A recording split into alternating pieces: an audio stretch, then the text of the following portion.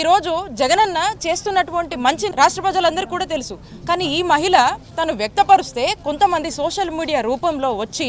మరి ఏ విధంగా తను మెంటల్గా టోటల్గా డిప్రెస్ అయ్యేలాగా, ఏ విధంగా తను మానసికంగా ఇబ్బంది పడే విధంగా అసభ్యమైనటువంటి పోస్టులు పెట్టి తను కంప్లీట్గా కూడా తన లైఫ్ మీదనే ఇంట్రెస్ట్ పోయేటువంటి ఒక